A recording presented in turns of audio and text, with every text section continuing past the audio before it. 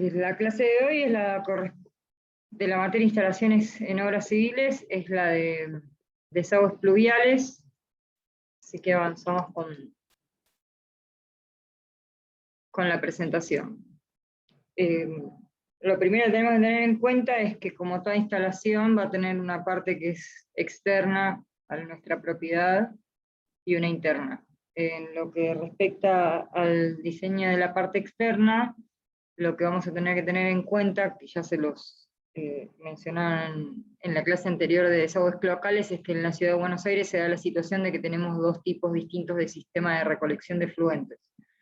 Uno se corresponde al radio antiguo de la ciudad, que es lo que se denomina sistema unitario, y el otro es lo que se denomina sistema separativo, que es para lo que sería la parte nueva de la ciudad. La diferencia entre uno y otro es que en el sistema unitario, tanto lo que son efluentes cloacales como de agua de lluvia, se recolectan todos en un mismo lugar, y para el sistema separativo, todo lo que es lluvia va directamente a la calzada. Bueno, este es un esquema general de lo que sería un sistema pluvial en un sistema unitario, y lo que hay que notar es que ven que todas las cañerías terminan uniéndose a la cañería principal cloacal, mediante lo que se va a disponer para esa conexión es un sifón hidráulico. Mientras que en el sistema separativo, directamente todas las cañerías van a terminar en calzada. Una vez que llegan a calzada, el agua de lluvia se va a disponer a los cauces naturales del terreno hacia los arroyos Maldonado, Vega, etcétera, de todos los que están en la Ciudad de Buenos Aires. Acá tienen un gráfico para que vean en general cuáles son los arroyos. Ustedes en realidad lo que sí tienen que tener en cuenta es en qué lugar de la ciudad están trabajando, si trabajan en Ciudad de Buenos Aires. Bueno, dentro de lo que ya sería los componentes de la instalación interna, vamos a ver que en los sistemas pluviales tenemos dos tipos de elementos que vamos a tener que dimensionar nosotros: los elementos que recogen lluvia y los elementos que conducen lluvia. En esta primera parte vamos a ver los que recogen de menos a más, o sea, en capacidad de superficie que van a tener que recolectar, y después vamos a pasar a lo que serían las cañerías. Bueno, en lo que son elementos recolectores, el más pequeño, por decirlo de alguna manera, son las rejillas de piso, que pueden ser de plomo, de hierro fundido, de PVC. Se dimensionan siempre para una superficie máxima de 10 metros cuadrados, no importa cuál sea el material, y se disponen en lo que serían azoteas muy pequeñas, o balcones, o patios chicos, porque es lo que les decía antes, tiene como máximo 10 metros cuadrados.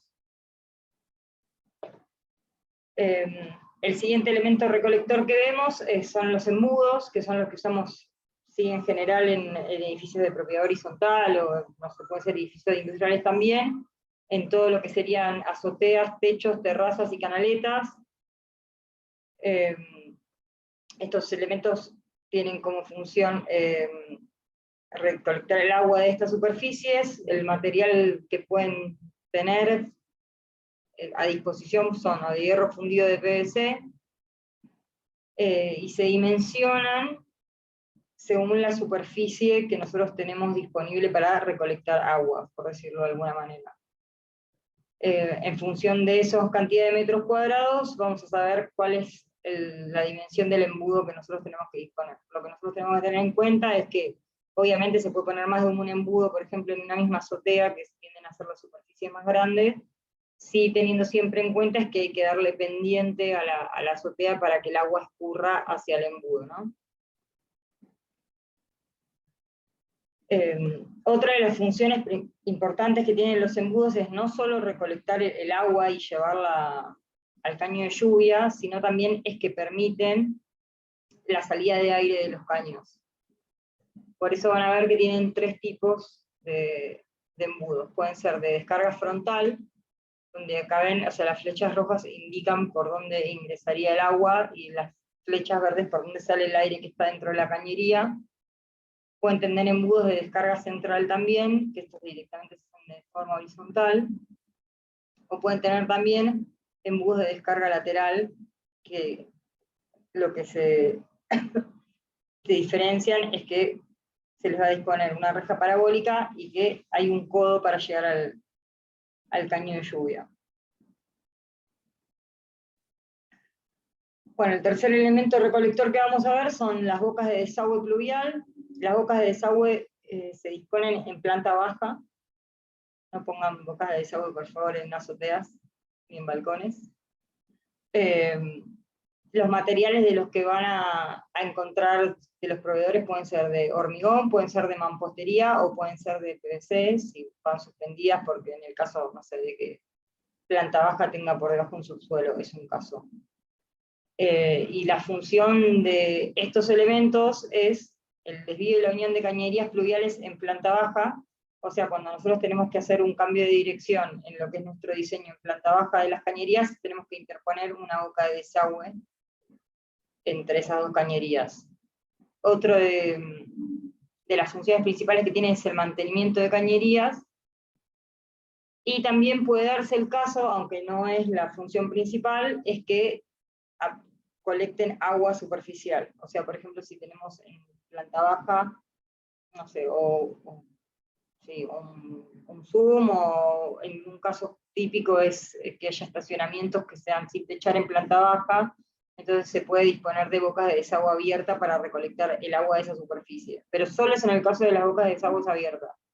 En general, lo más trascendental son las bocas de desagüe tapadas, que son las que usamos para mantenimiento y desvío y unión de cañerías en planta baja. ¿Cómo se dimensionan estos elementos? De la misma forma que los anteriores, con tablas que ya vienen tabuladas, se las van a dar el proveedor mismo, en función de los metros cuadrados de superficie que nosotros tenemos, es la dimensión del embudo, perdón, de la boca de desagüe. Acá tienen en corte y vista cómo sería el detalle constructivo de cada uno. La diferencia básica entre las dos es, como ven, que una tiene reja, la otra tiene tapa. Algo a tener en cuenta siempre para todos estos elementos recolectores, van a ver que todos tienen como mínimo una reja, porque bueno, necesitamos siempre una barrera física para que todo lo que sea suciedad no ingrese a los caños y nos los tape, ¿no? Otro de los elementos recolectores que tenemos es lo que se denomina un pozo de bombeo pluvial, que se colocan en lo que se denomina patio inglés, que son un patio que, como pueden ver, o sea que en realidad son superficies que están abiertas, pero por debajo de lo que sería el nivel de planta baja. Entonces en ese caso, como estamos por debajo del nivel de planta baja, que es el nivel que nosotros vamos a tener que llevar nuestras cañerías para llegar a la línea oficial para desaguar, lo que vamos a tener que colocar es un pozo de bombeo para poder subir el agua. Las condiciones de diseño del pozo son que puede ser manual o automático, dependiendo de la superficie que haya que desaguar. O sea, si el patio tiene 20 metros cuadrados o menos, podemos poner una bomba manual. Si es mayor que 20 metros cuadrados, ya tenemos que poner una bomba centrífuga automática. Tenemos que también asegurar que esté ventilado el pozo, por eso nos piden una reja de aspiración, que no nos la exige la norma si el pozo tiene reja propia. Y lo otro que tenemos que tener en cuenta también es la disposición de las bocas de desagüe para tener un punto de control de estas cañerías, ¿no? Entonces, apenas lleguemos a planta baja, tenemos que disponer de una boca de desagüe y también una en el mismo patio. La norma, lo otro que nos va a hacer tener en cuenta también es que la capacidad máxima de estos pozos puede ser de hasta 1000 litros. Esto es por una cuestión de que el agua no quede ahí acumulada por siempre. Sería una cuestión. Y el otro elemento que no dos elementos que no están graficados, pero que los nombro rápidamente, uno son las canaletas, que son las que disponemos en lo que serían bordes de azoteas con pendiente, que van a terminar en un embudo y de ahí irían a los caños de lluvia. Y los otros son las rejas corridas, que ahora después más adelante vamos a ver, que se disponen en lo que son las salidas de vehículos. Bueno, ahora vamos a ver los elementos conductores que serían las cañerías propiamente dichas. Los primeros que nos vamos a encontrar son los caños de lluvia, que son los caños de recorrido vertical en la instalación pluvial.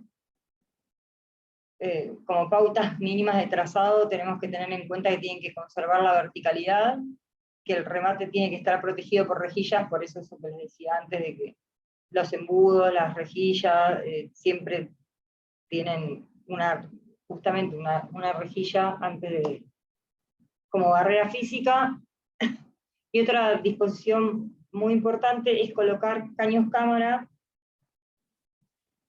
que no están en este gráfico, pero se disponen al final de cada uno de los caños de lluvia para tener un punto de acceso a la instalación de control.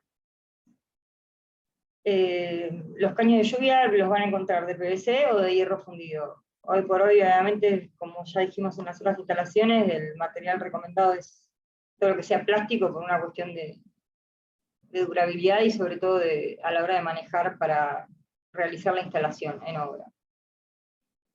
Otra cosa que van a ver en este gráfico, que lo vamos a nombrar muy rápidamente, es que la norma nos da la posibilidad de usar material certificado o no, según la altura que tenga el caño. Como recomendación, obviamente, siempre usen materiales certificados.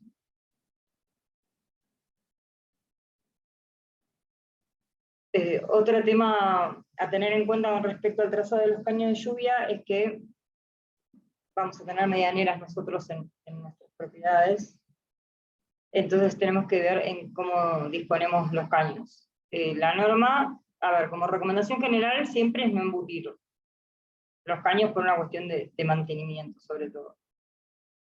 Pero en el caso de que, bueno, no haya lugar porque el edificio no es de perímetro abierto, o sí, la propiedad en sí está muy pegada a la que le sigue, y tenemos que sí o sí poner los caños de lluvia en la medianera. Según norma tenemos tres posibilidades, según el diámetro del caño y el material. Si la medianera tiene 45 centímetros o más, y el caño tiene entre 60 y 100 milímetros de diámetro, la norma nos permite embutirlos. También nos permite embutirlos en medianeras de 30 centímetros de espesor, pero en este caso Sol nos limita que pueden estar solamente hasta 5 centímetros embutidos. Y en el caso de que el material no sea autorizado, o la medianera no tenga como mínimo 30 centímetros, el caño no puede ser embutido, y bueno, habrá que brocarlo a la pared de alguna manera. Les voy a repetir sí, recomendación importante es no embutir los caños de lluvia. Y otro tema muy importante en lo que sería el diseño de los caños de lluvia, aparte de los caños cámara, también nosotros recomendamos, por una cuestión de disminuir la energía que va a tener el fluido dentro de estos caños, porque, no sé, un edificio mínimo tiene 30 metros, 20 metros, o sea, durante 20 metros va a venir el agua cayendo con una energía que en general es bastante velocidad. Entonces, como recomendación importante es disponer de lo que se denomina el ramal pantalón al finalizar cada caño de lluvia. Esto lo que hace es transformarnos el caño de lluvia en dos caños de lluvia, y obviamente esto disminuye a la mitad de la energía del fluido que venía ahí. La norma no lo pone como obligatorio, solamente lo pide cuando el edificio el caño en sí tenga 30 metros o más de longitud, y la otra opción que da también es utilizar una boca de desagüe tapada para unir caño de lluvia con lo que va a ser el conductal que después vamos a tener en planta baja. Como recomendación, úsenlo siempre. Un material típico en el que lo van a encontrar es en hierro fundido, pero creo que también hay de PVC hoy por hoy, según los distintos proveedores. Y otra cuestión de diseño importante que tienen que tener en cuenta es que cuando nosotros tenemos edificios de 30 metros o más, por este tema de que viene con mucha energía el agua, lo que puede suceder también es que si llueve mucho, los caños que están tomando el agua de los balcones pueden taparse en calzada y eso haría que toda el agua termine inundando los primeros pisos. Entonces, como recomendación de diseño también les vamos a pedir, en general, que lo que sería el caño de lluvia que recolecte el agua del primero y segundo piso sea independiente de los caños de lluvia del resto de los balcones, así sea que estén en la misma columna. Bueno, para lo que es el dimensionamiento de estos caños, se dimensionan por tablas de proveedor. Esta es una tabla genérica que es la que está en la EDS Obra Sanitaria. Esta norma en particular lo que usa para el diseño, lo que va a tener en cuenta es el caudal de lluvia, que cuando se hizo la norma hace muchos años atrás, el promedio en Ciudad de Buenos Aires era de 60 milímetros por hora, y lo otro que tiene en cuenta es la rugosidad del material. Porque estas tablas salen de una fórmula hidráulica que nosotros no lo vamos a tener en cuenta en este momento del trabajo práctico, pero bueno, sepan que existe y que en realidad esto sale de una fórmula que deberían de haber visto en hidráulica, me imagino. Para dimensionar, le digo, los caños de lluvia, ustedes lo que van a tener que calcular o dimensionar es los metros cuadrados de superficie que ustedes van a tener disponibles para captar agua, que en general son la superficie de las azoteas y de los balcones, se hace la sumatoria de esas superficies según la cantidad de caños de lluvia, y una vez que uno tiene esos metros cuadrados, con esos metros cuadrados entra a la tabla y se fija cuál es el diámetro que necesitaría. Algo muy importante es que si utilizan estas tablas para resolver cualquier sistema pluvial, lo que tienen que tener en consideración es esto que les decía antes, que cuando se hizo esto, las lluvias promedio eran de 60 milímetros por hora, hoy por hoy en Ciudad de Buenos Aires la lluvia promedio es de 120 milímetros por hora, entonces para usar estas tablas lo que tienen que hacer es, si ustedes calcularon que tenían una superficie de desagüe geométricamente de 300 metros cuadrados, bueno, a la tabla tienen que entrar con el doble de superficie, o sea, con 600. El segundo elemento conductor que tenemos en los sistemas pluviales son los caños conductales o conductales, que son los que van a tener recorrido horizontal.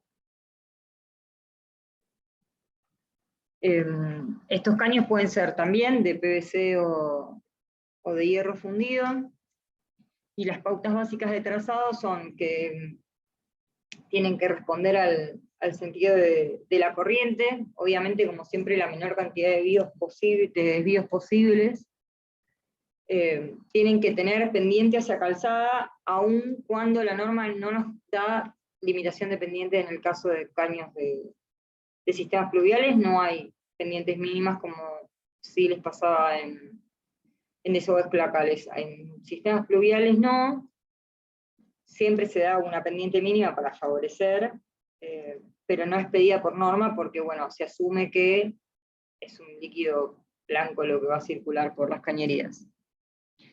Y otra recomendación importante es cada determinada cantidad de metros disponer de algún acceso, o sea, de alguna boca de desagüe tapada, para poder tener un punto de mantenimiento de la instalación. Otra vez acá en este gráfico pueden ver, es un gráfico extraído de la norma, donde la norma nos da distintas situaciones en las cuales podemos no disponer de de materiales aprobados, pero bueno, recomendación obvio siempre usar material aprobado. Bueno, otras normas de trazado de los conductales, es que es lo que sí la norma nos va a disponer, es que los ángulos tienen que ser de 90 grados, y solo nos permite tener ángulos menores, como dice ahí arriba, para desagües horizontales de superficies no mayores a 12 metros cuadrados. O sea, cuando está hablando de superficie, es la superficie de captación de agua en planta baja, ¿no? Otra cosa a tener en cuenta es que la separación mínima entre los caños conductales en planta baja y la cañería cloacal tiene que ser como mínimo esa separación de 40 centímetros. Y bueno, les da todos los ejemplos, ¿no?, de conexión entre cañerías conductales en planta baja, cómo disponer las bocas de desagüe abiertas, tapadas. Tengan en cuenta que algo sí importante de los conductales es que dentro de lo que es de línea oficial para adentro, o sea, dentro de la instalación interna, nosotros podemos usar conductales de cualquier diámetro. Pero una vez que pasamos en línea oficial, sí o sí es obligatorio por norma usar un diámetro máximo de 100. Por una cuestión de que el paquete de vereda nos permite como máximo enterrar un caño de ese diámetro. Entonces, una vez que ustedes salgan de su propiedad, no pueden poner un caño de 300, por ejemplo. Sí o sí, como máximo puede ser de 100. Si tienen que salir con 6 caños de 100, saldrán con 6 caños de 100. No importa, pero no puede ser un diámetro mayor.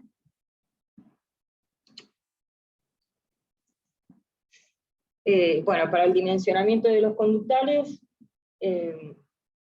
lo mismo se dimensionan en función de... Ustedes van a entrar con la cantidad de metros cuadrados de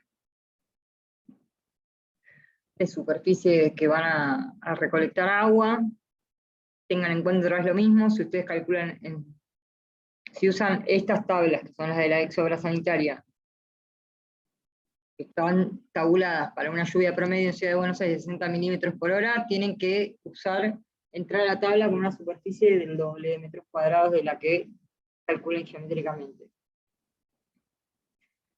Las tablas de la norma también se basan en una fórmula hidráulica, que bueno, no se las dan, ustedes la pueden conseguir si quieren, pero lo que sí deberían de tener bien en claro es que esa fórmula, los parámetros que usa para calcular las secciones de estos caños son el radio hidráulico, saber si qué porcentaje de sección llena el caño está trabajando, qué pendiente le vamos a dar, y bueno, también esto que les decía, que cuál es la lluvia promedio del lugar.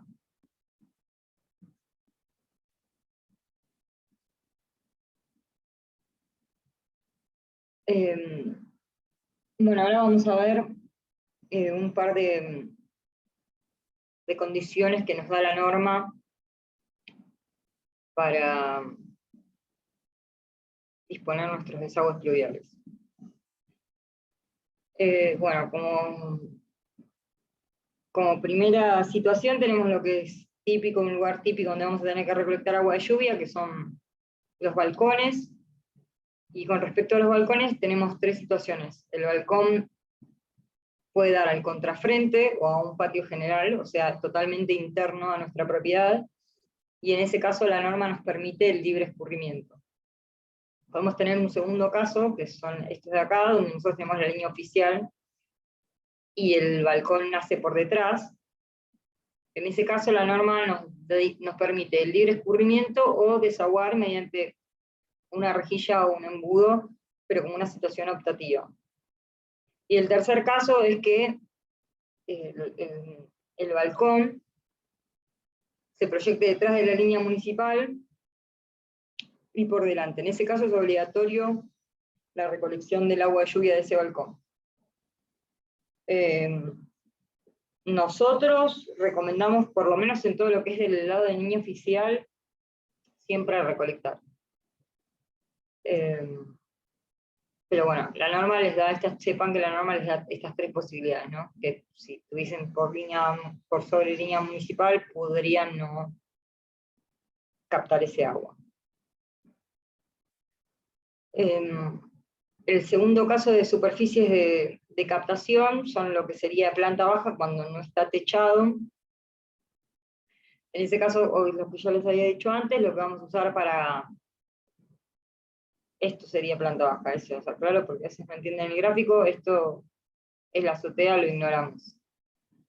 Pero en lo que es en planta baja, el único elemento que podemos usar para recolectar son las bocas de desagüe abiertas, en el caso de necesitarlo, siempre teniendo en cuenta lo mismo que en las azoteas, que elemento recolector que nosotros pongamos, tenemos que después darle pendiente a la superficie para que el agua escurra hacia nuestro elemento recolector. Y lo otro que obviamente también vamos a tener que disponer son de bocas de desagüe tapada para unión de cañerías y para mantenimiento de las mismas. Lo que pueden ver es que si tienen, lo que nos permite la norma es que si hay terreno absorbente, o sea, un jardín, por ejemplo, no es necesario recolectar el agua de ahí. Pero en todo lo que no sea terreno absorbente, como por ejemplo lo que les decía antes, tenemos estacionamiento sin techar en planta baja, y todo eso es agua que vamos a tener que recolectar.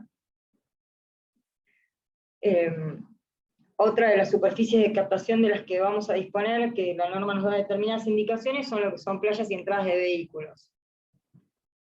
En todos los casos, la norma nos va a pedir que dispongamos de una reja corrida a la salida del estacionamiento. En el único caso en que la norma nos permite no disponer de la reja corrida es en el caso de entradas de autos particulares, o sea, en una casa. En todo lo que sean edificios, sí o sí es obligatorio la disposición de la reja corrida. ¿Dónde se ubica esa reja? La reja se puede disponer justo a la salida, o sea, sobre línea municipal, puede disponerse retrasada de línea municipal, siendo esto la línea municipal, ¿no? Y en el caso de ochadas o de estaciones de servicio, en todas las entradas tenemos que disponer de una reja.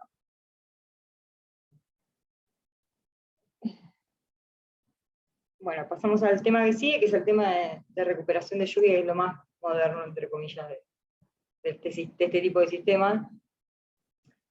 Bueno, la cuestión es que en el año 2012, en Ciudad Autónoma de Buenos Aires, se dispuso esta ley, que es la de Ley de Aguas Recuperadas, que lo que establece es que el agua de lluvia que se recolecte de los edificios privados tiene que llevarse a un reservorio que va a estar dispuesto para esta función, donde el agua se trata y después se puede reutilizar para distintos usos dentro de la propiedad.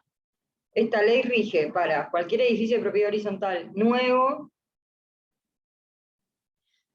que sea mayor de 4 plantas.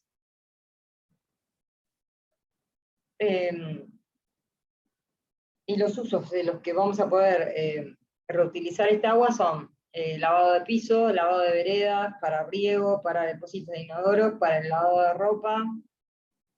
Usos van a ver que hay bastantes como para reutilizar. Bueno, si quieren buscar la ley, es este el número de la ley, les da un montón de pautas, es bastante específica con todo lo que tiene que disponer el sistema, pero vamos a ver a grandes rasgos que los componentes que va a tener el sistema de recolección propiamente dicho son, primero y principal, los caños de lluvia. Por ende, los caños de lluvia no solo tienen función de recolectar el agua de las azoteas y de los balcones, sino que la otra función importante que van a tener entonces es la de recolectar agua para su reutilización. El otro componente que tenemos en el sistema de recolección son los filtros, que se tienen que disponer previos a la entrada del reservorio, y los otros son los reservorios, que en definitiva los reservorios son tranques de reserva que van a ser exclusivos para este sistema. La norma sí lo que exige es que, sin importar el caudal de agua, nosotros podamos, que tengamos disponible, sí o sí, tienen que tener, si no me acuerdo mal, 500 metros cúbicos mínimo, o 500 litros mínimo de dimensión, Y bueno, les da esto que está acá escrito, no lo vamos a leer todo, pero esto está todo en la ley, son todos los componentes que tienen que tener estos reservorios. Y respecto al dimensionamiento, es súper, bueno, no sé, es súper, sí, es bastante fácil. Lo que nosotros vamos a tener que tener en cuenta para reservar esto es comparar el caudal que nosotros tenemos en realidad disponible para captar agua de lluvia y cuál es el volumen que nosotros vamos a querer.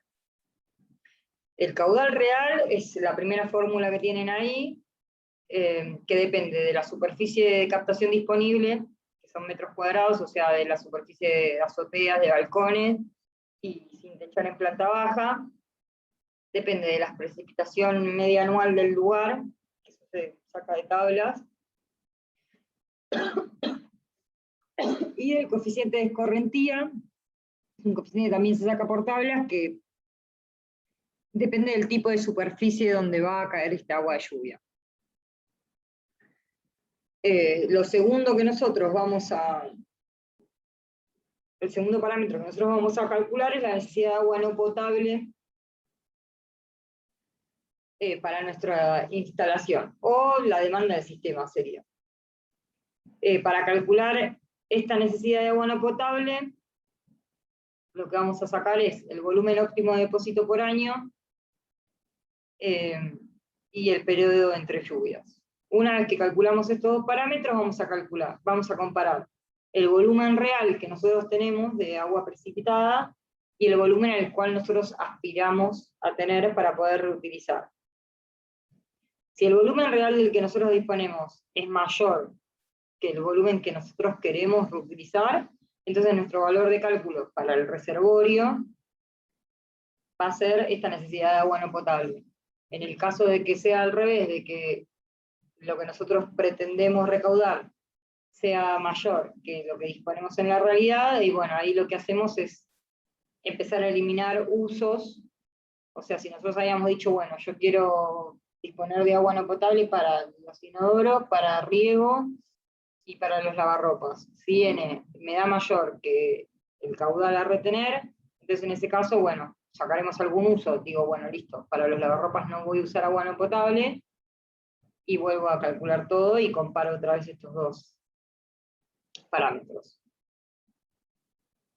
Bueno, y la última parte es la de diseño hidráulico, que nosotros se las vamos a comentar como para que ustedes tengan conocimiento. No es lo que usan para el trabajo práctico. Para los trabajos prácticos nosotros les pedimos que calculen directamente por tablas, que ya pueden ser de la ex obras sanitarias o propiamente dicha de los distintos proveedores, porque también van a encontrar que los proveedores ya les dan tablas directamente, que están más actualizadas, por ejemplo, con respecto al tema de precipitación.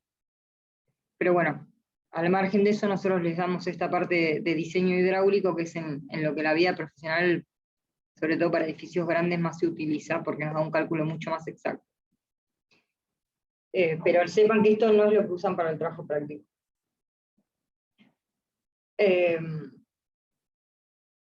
A ver, hidráulicamente nosotros, ¿qué es lo que necesitamos hacer? Es saber cuánta agua de lluvia nosotros vamos a tener que sacar de nuestra propiedad.